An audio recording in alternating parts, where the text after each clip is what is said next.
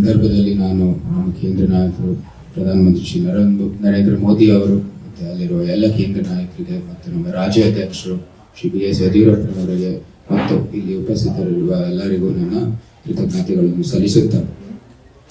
ಎಲ್ಲರಿಗೂ ಗೊತ್ತಿದೆ ನಮ್ಮ ರಾಜಮನೆತನದ ಅಥವಾ ನಮ್ಮ ಮೈಸೂರಿನ ಅರಸರ ಕೊಡುಗೆ ಬಗ್ಗೆ ಎಲ್ಲರಿಗೂ ಗೊತ್ತಿದೆ.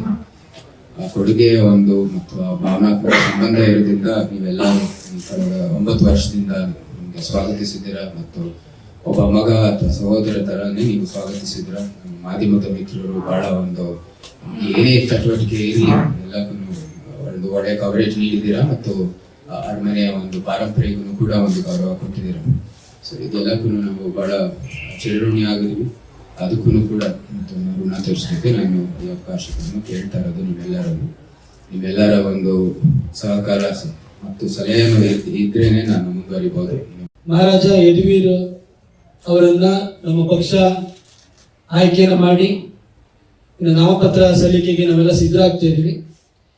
ಈ ಸಂದರ್ಭದಲ್ಲಿ ಮಹಾರಾಜರಾಗಿ ಯದುವೀರ್ ಅವರು ನಾಡಿಗೆ ಪರಿಚಿತರಾದರೂ ಕೂಡ ಅವರು ಬಿಜೆಪಿಯ ಅಭ್ಯರ್ಥಿಯಾಗಿ ಜನಕ್ಕೆ ಪರಿಚಿತರಾಗಬೇಕು. ಅವರ ಚಿಂತನೆಗಳು, ಅವರ ಆಲೋಚನೆಗಳು, ಅವರು ಈ ಕ್ಷೇತ್ರದ ಬಗ್ಗೆ ಇಟ್ಕೊಂಡಿರುವಂತಹ ಕನಸುಗಳ ಬಗ್ಗೆನೂ ಕೂಡ ಜನಕ್ಕೆ ಮನವರಿಕೆ ಮಾಡಿಕೊಳ್ಬೇಕಾಗುತ್ತೆ.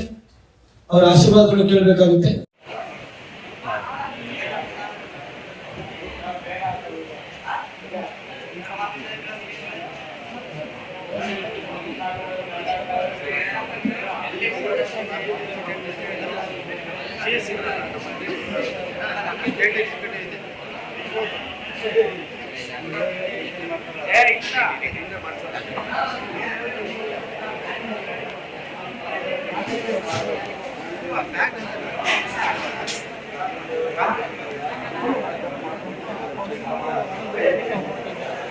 ಎಲ್ಲಿದ್ರಿ